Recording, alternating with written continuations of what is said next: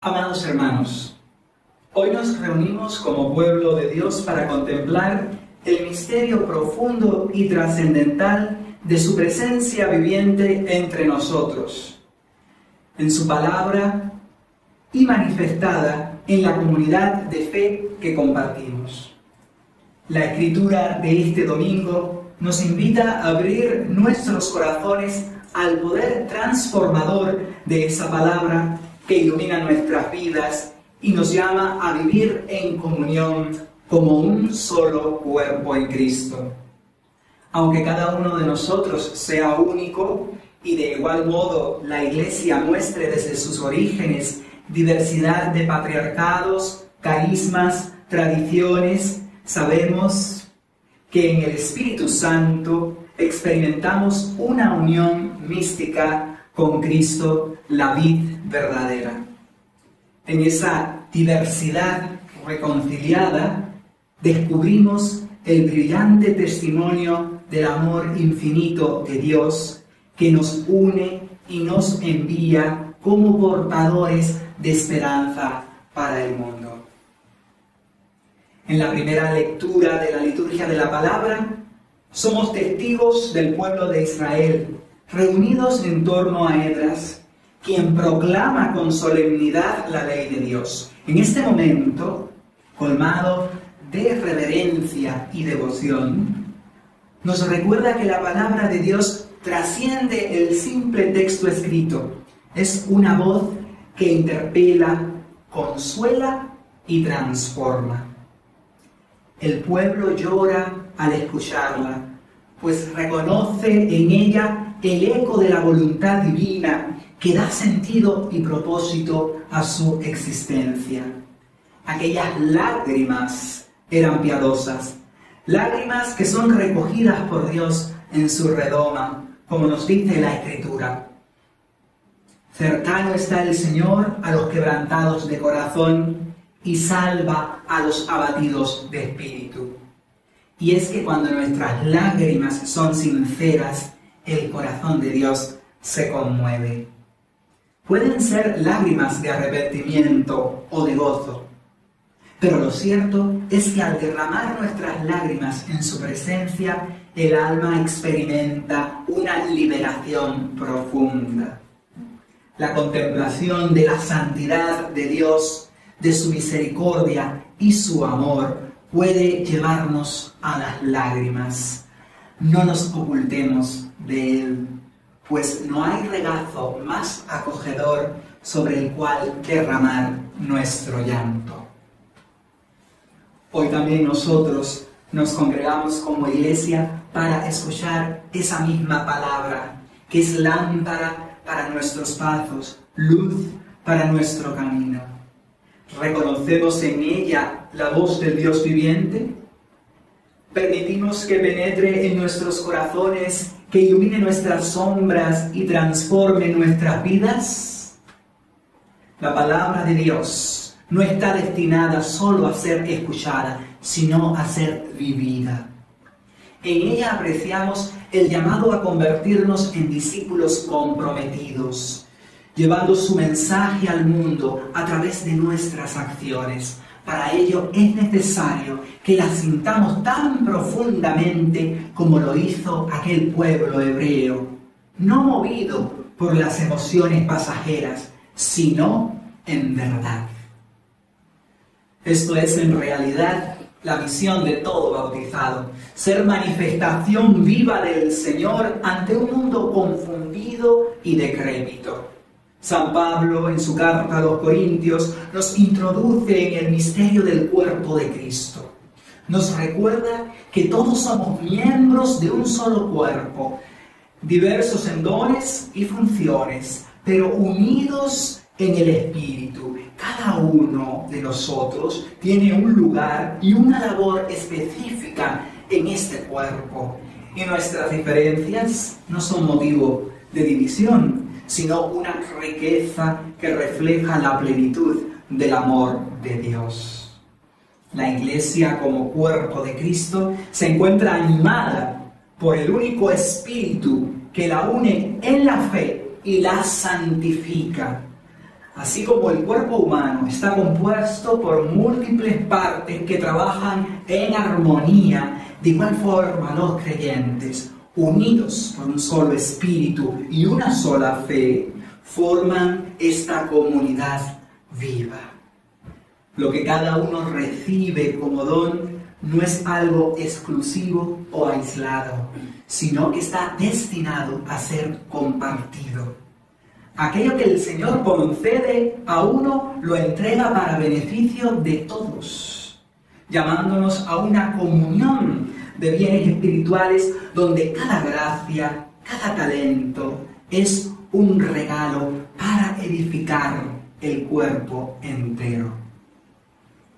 Aceptamos el nombre de cristianos porque participamos del Espíritu de Cristo, cuya presencia nos configura como miembros vivos de su cuerpo. Este Espíritu es derramado como óleo que fluye desde la cabeza, Cristo mismo, hacia cada uno de nosotros, sus miembros, vivificando y llenándolo todo. Cuando recibimos esta unción, pasamos de ser simples seguidores.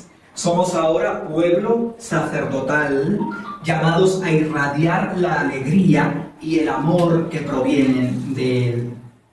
En un mundo marcado por la fragmentación y el individualismo, la Iglesia está llamada a ser reflejo de la unidad divina. Esta unidad no implica uniformidad, sino una profunda comunión, un testimonio viviente de que aunque somos diferentes, compartimos un mismo Señor, una misma fe y un solo bautismo.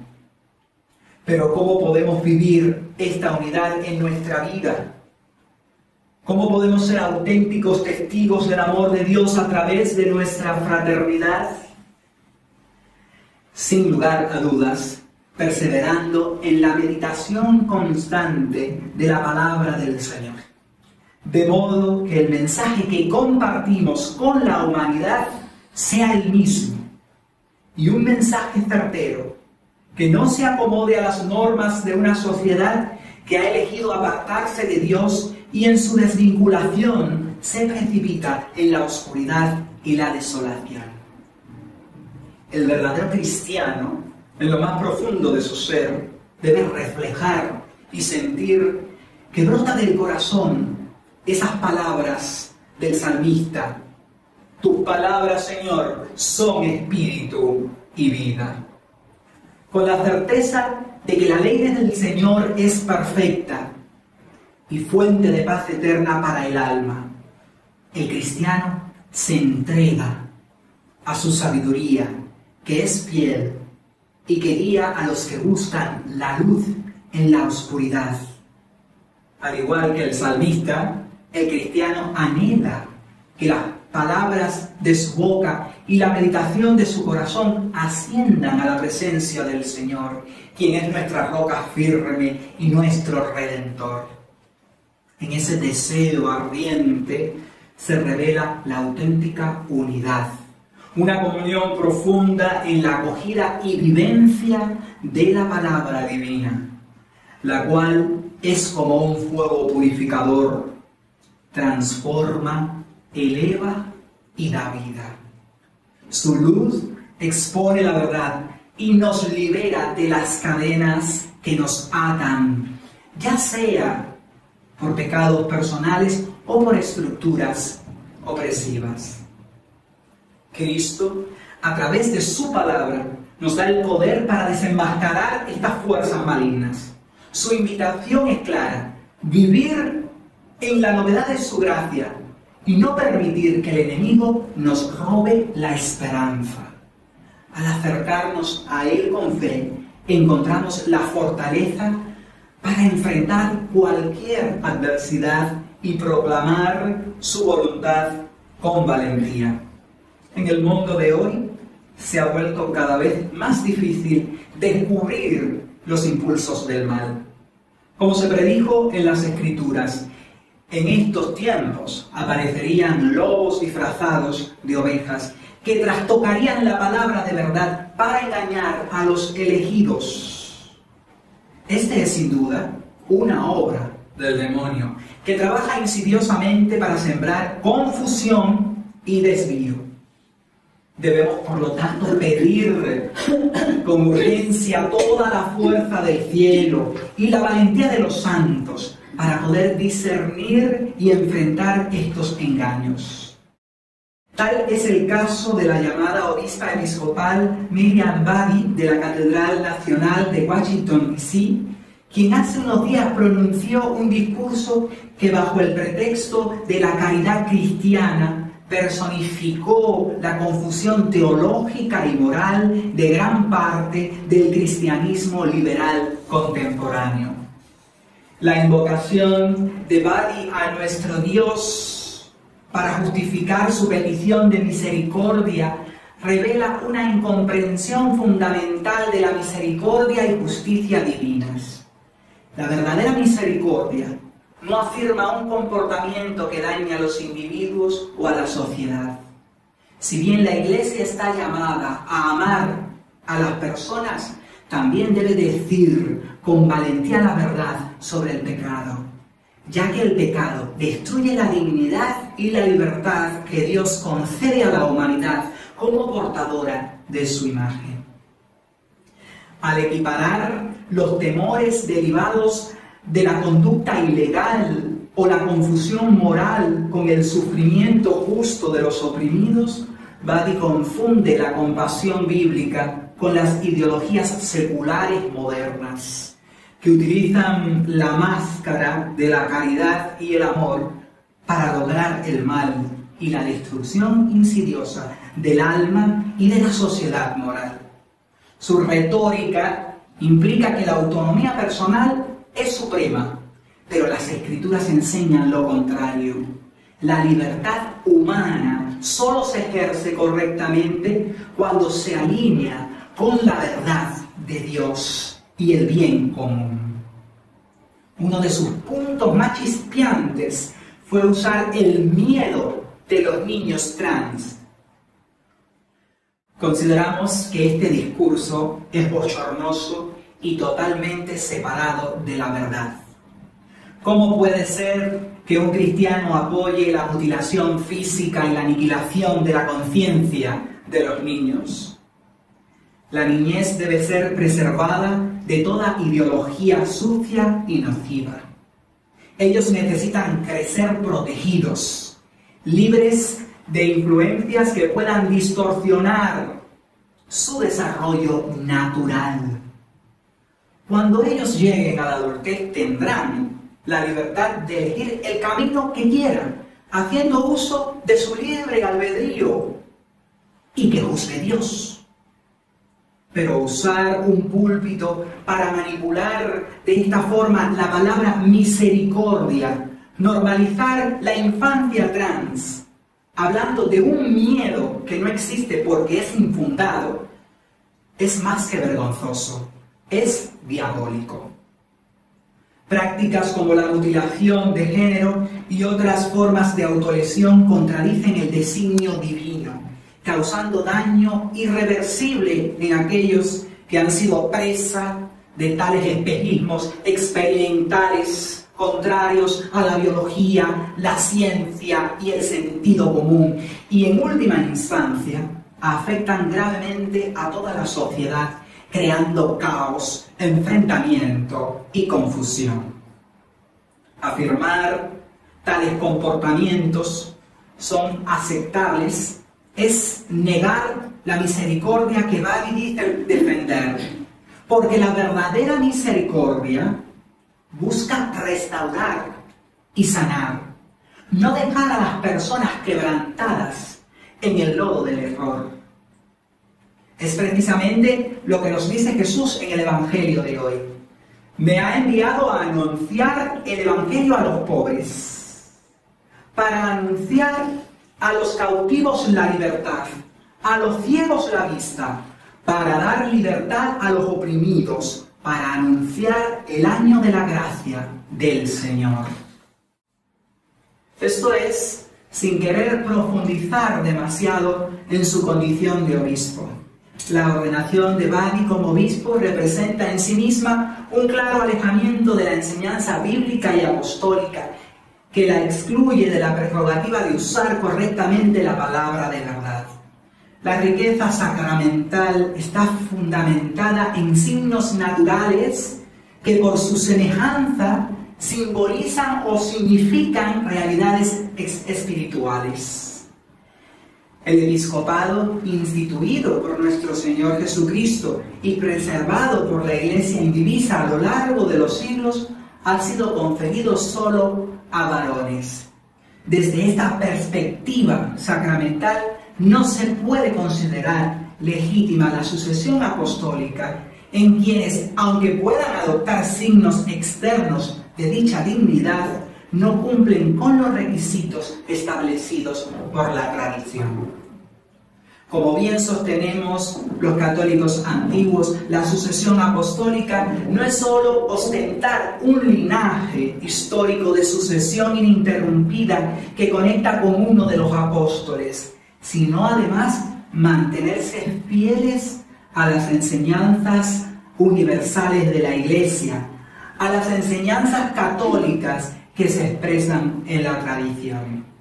Desde esta perspectiva, tristemente podemos afirmar que iglesias como las que preside Bani y sus comuniones hermanas han caído de la sucesión apostólica en toda regla. En cualquiera de los casos, lo más preocupante es el evidente intento de amoldar la fe a las corrientes del mundo, buscando legitimidad mediante estrategias populistas que apelan a las emociones y preferencias de aquellos que sucumben en la oscuridad del error, para así validar un estatus que, como hemos señalado, carece de legitimidad. Para ello se recurre a escenarios que priorizan el activismo político y plataformas destinadas a promover agendas ideológicas que contradicen los principios básicos y morales, éticos, fundados en los valores cristianos. Sin embargo, el Evangelio nos advierte con claridad: a cualquiera que haga tropezar a alguno de estos pequeños que creen en mí, más le valdría que le colgaran al cuello una piedra de molino y que lo hundieran en el fondo del mar. Es por ello que se vuelve cada vez más imperioso profundizar en el estudio de la palabra de Dios y fomentar la formación del pueblo santo en torno a la antropología cristiana, la ley natural, la ética y la moral. Estos fundamentos pilares de la civilización occidental han sostenido y guiado nuestro ascenso y desarrollo a lo largo de los siglos, iluminando el camino de la humanidad hacia un propósito más alto. En el Evangelio, Jesús nos muestra que la palabra de Dios se cumple en Él. Cristo es la palabra hecha carne, el cumplimiento de las promesas divinas. En Él encontramos el modelo perfecto de amor, servicio y entrega. Él nos invita a ser sus colaboradores en la obra de la salvación, llevando su mensaje a todos los rincones del mundo, con misericordia, cerca de los que sufren, de los desvalidos, de los abatidos, pero no para compadecernos afirmándoles en su condición deplorable, sino para levantarles, enseñándoles el camino de la verdad que los hace libres. Recordemos la pregunta que Jesús hace a aquella mujer adúltera: mujer, ¿dónde están los que te acusan? ¿Ninguno te ha condenado? Y ella dijo: ninguno, Señor. Entonces Jesús le dijo: ni yo te condeno, vete y no peques más. Hoy somos enviados a vivir esta misión, no como individuos aislados, sino como miembros de un único cuerpo que late en perfecta unidad. Nuestra fe no es un tesoro escondido ni un asunto reservado a la intimidad del corazón. Es una luz destinada a iluminar el mundo. Como comunidad, estamos llamados a ser sal de la tierra y luz del mundo. Pero si la sal se vuelve sosa, ¿con qué la salarán? No sirve más que para tirarla fuera y que sea pisada por la gente. Debemos vivir entonces reflejando en cada palabra y acción el amor infinito de Cristo. Un amor que es verdadero, que no solo nos ama como somos, sino que nos quiere mejores, nos sueña libres y anhela vernos vivir en el gozo pleno de su gracia. Queridos hermanos, al escuchar la palabra de Dios y participar en el misterio sublime de la Eucaristía, elevemos nuestra oración por aquellas iglesias que se han desviado del camino verdadero y han perdido su capacidad de dar sabor. Que la santa palabra de Dios nos toque profundamente hasta conmovernos como aquel pueblo hebreo que lloraba al escuchar la ley, pero en nuestro caso con mucho mayor motivo, al reconocer la santidad y el amor infinito de un Dios que en su misericordia se humilla por nosotros y tomando nuestra naturaleza humana entra en nuestro mundo para salvarnos del pecado y de la muerte. Renovemos con fervor nuestro compromiso de ser discípulos leales y miembros vivos del cuerpo de Cristo. Que la palabra de Dios ilumine cada uno de nuestros pasos. Que la unidad en Cristo transforme profundamente nuestras vidas. Y que nuestra comunidad resplandezca como un signo vivo de esperanza. Amén. Amén.